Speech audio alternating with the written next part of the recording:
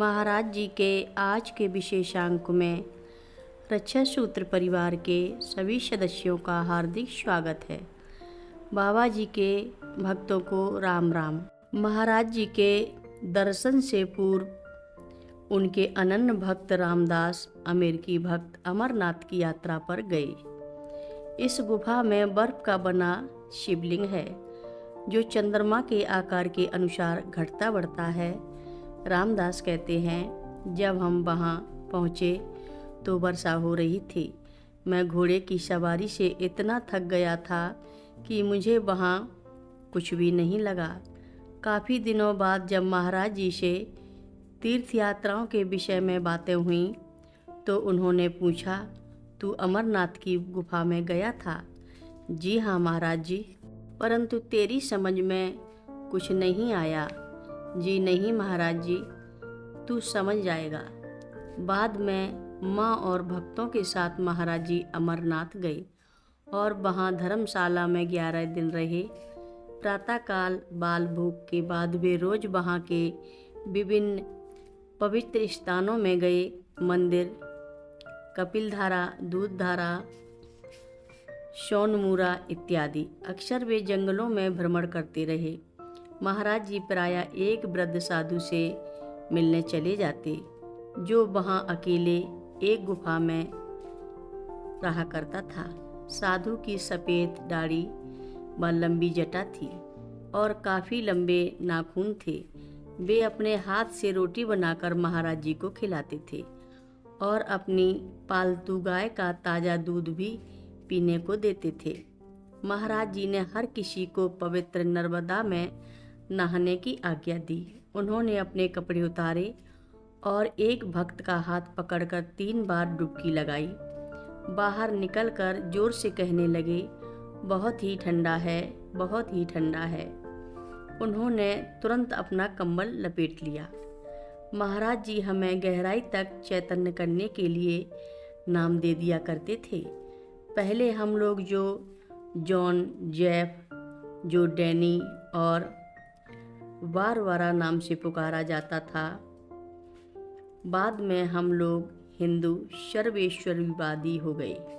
पाश्चात्य भक्तों के नामकरण से ही महाराज जी की पुरुषों व स्त्रियों के साथ की लीला का अंतर प्रकट हो जाता था। कई विदेशी भक्तों को दास नाम दिया गया, पर स्त्रियों को दासी नाम नहीं दिया गया। पुरुषों को नाम मिले जैसे रामदास, कृष्णदास, भगवान दास आदि, जबकि स्त्रियों को राधा, मीरा आदि। जो कुछ महाराज जी करते थे उसमें अर्थ होता था, लेकिन इस अंतर को समझ पाना बेहद मुश्किल था। महाराज जी हर स्त्री को माँ कहकर बुलाते थे, चाहे वह किसी भी उम्र की हो। माँ का धर्म था कि वह दया भाव से प्रेम पूर्वक सेवा करे। फिर भी वे शायद इस पर अधिक जोर नहीं देना चाहते थे और संभवतः हमें अपने को देवियों के रूप में देखने की अधिक ज़रूरत थी, जैसे शक्ति, जिसका पहला कार्य था अपने स्वामी और ईश्वर की सेवा करना। एक महिला भक्त को नाम नहीं मिल रहा था। इससे वह बहुत चिंता करती थी और उसे महसूस हो रहा था कि महाराज जी उसकी उपेक्षा कर रहे हैं। उसने इसकी शिकायत आश्रम के एक अनन्य भक्त बलराम से की। बलराम ने उसे सुझाव दिया कि वह खुद महाराज जी से शिकायत करे। इसी बहाने महाराज जी से उसकी बात भी हो जाएगी।